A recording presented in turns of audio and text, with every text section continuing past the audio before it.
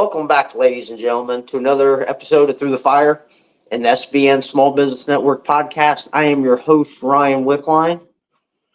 So last week we dove into confidence a little bit and about where my confidence comes from.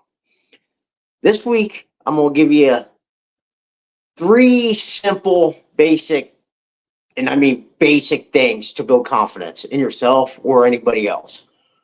So like I said before, I'm not going to give you all my secrets of what I do to build confidence in people, but I'm going to give you three simple steps. These are effective. Some pretty basic, and the other ones a little bit harder. One's kind of harder to get out of them. So first off, I'm going to let you know where confidence really comes from. Confidence comes from doing hard things, okay? So the more you run away from doing hard things, right, the less confident you're going to be. So my best advice, and this is what I do, okay? I would sit down, think about the hard things you've done, or the times you've been successful at something that not everybody else could do, right? Write down 20 of those things. This could be, hey, at school, from when you were at school, work, anytime in your personal life, family stuff you went through that you overcame, like athletics. All that stuff, or things that were physical, like going lifting, losing a lot of weight, doing other things. And guess what? The more somebody told you probably couldn't do it, the more confidence you're going to get from it, right? So think about that. Write down 20. And the reason why I just do 20, if you do more, do more. The reason why I do 20 is this. So I once heard, and I forget where I heard this from, but they told me that for every one negative thought you have, it takes 10 positive thoughts to counteract that one. So 20 is a good number to start counteracting some of them negative thoughts. So sit there, just take some time, think about it. Doing things that were hard that not everybody else could do, right? We've all done it. Things that you didn't think you could get through, but you did. Them hard things, that's where true confidence comes from. So write down that list. Okay, you got it? 20? Now, here's what you do with that list. Okay, you're going to start pairing that up with either a gesture, like what we like to call an anchor. It's a movement, like a chest bump, snap of fingers, anything like that. And what you're going to do, you're going to go down that list one by one and pair it up with that anchor twice a day. And like that list shouldn't take you but maybe a minute, less than that to do. So 2 times a day. Do that for a couple weeks. Do it 3 weeks. And the reason why you're going to do that, you're going to start eliminating some of those limiting beliefs about yourself. You're going to start thinking, I'm going to start getting confident and start thinking about times I was successful. Because like I tell people, if we think about problems, we're most likely going to get more problems, right? Well, guess what? If we think about times we're successful, we're going to be like, we can actually do this. Plus, we're eliminating a lot of those limiting beliefs we have about ourselves and that society places on us. Because I can tell you countless times of how many people told me I could not do something. And that's just how society is. It don't matter how many times you prove them wrong. Each step you go, you're going to get a new set of doubters and haters on you. New levels brings new devils, right? It's just a fact of life. And I'll dive in deeper into that as we move on about why you need that friction to elevate yourself and how you can use that friction to actually come out on the other side better. So, like I've said before, what I do, mostly, people think I build confidence in people. Well, I kind of do, but I more or less help them recognize their patterns, their thought patterns of limiting beliefs, and I help eliminate them. And that's mostly what I do. And not only do I eliminate them limiting belief, thought patterns, I help them eliminate their bad behaviors. Okay.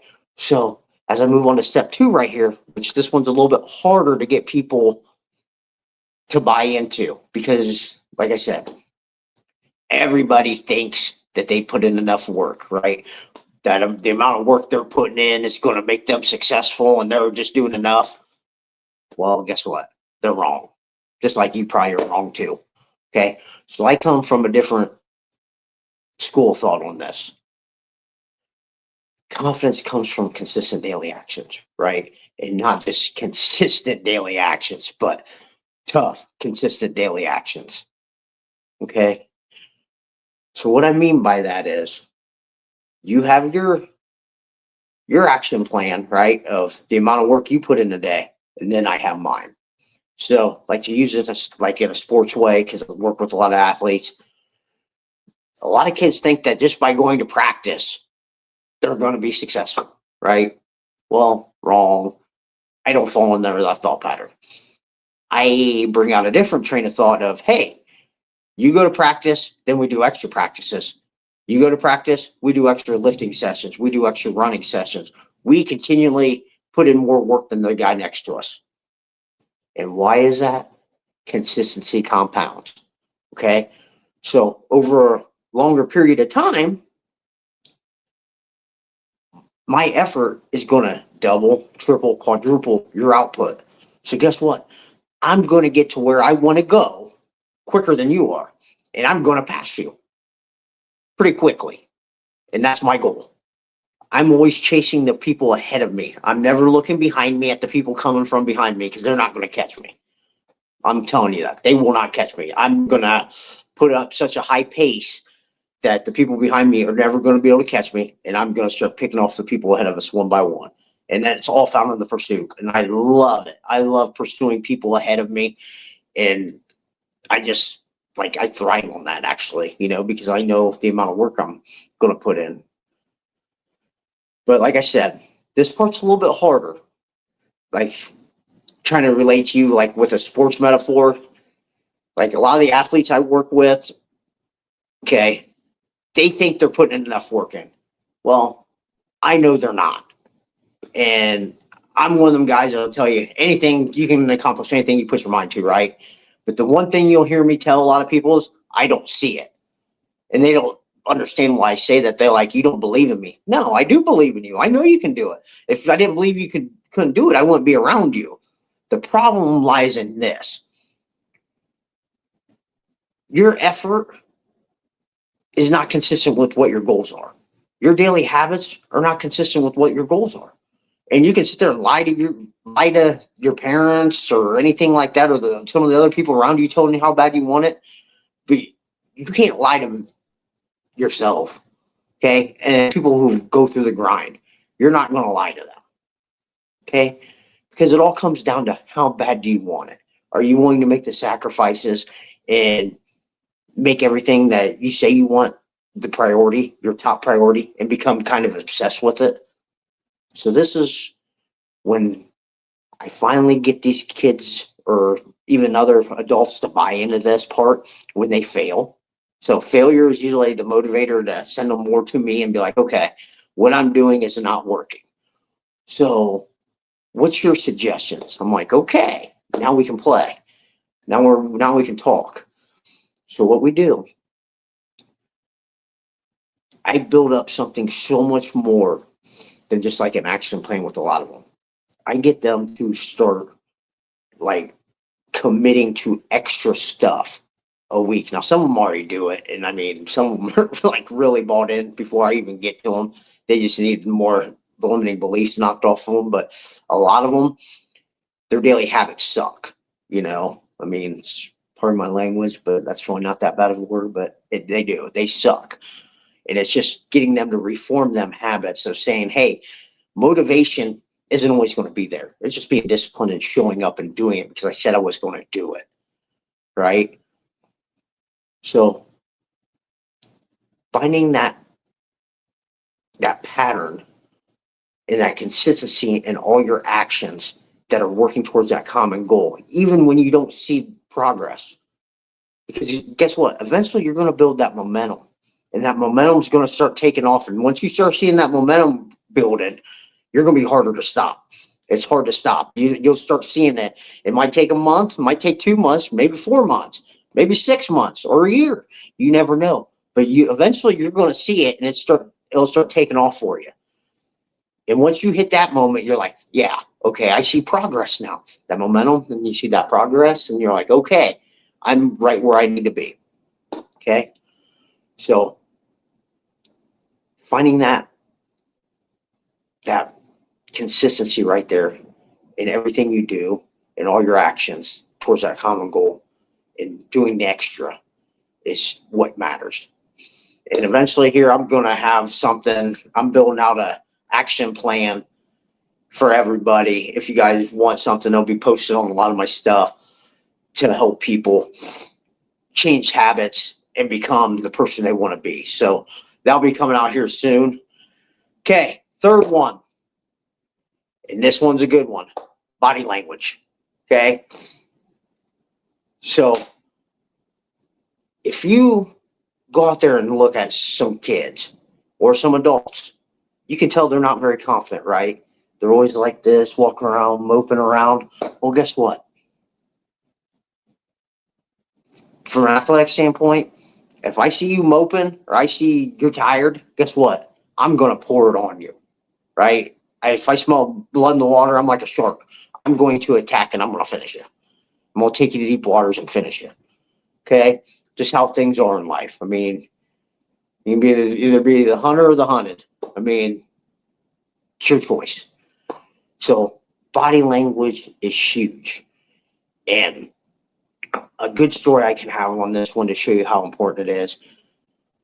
How many teenage girls do all you guys know, right? Probably quite a bit. Okay. So go watch them compete in athletics. Watch a lot of them make mistakes. I have. Okay. I've worked with a couple of girls, and guess what? When things don't go their way, what comes out? That RBF comes out, right? Well, just like that, you can see that their body language sucks. Well, guess what comes from your body language?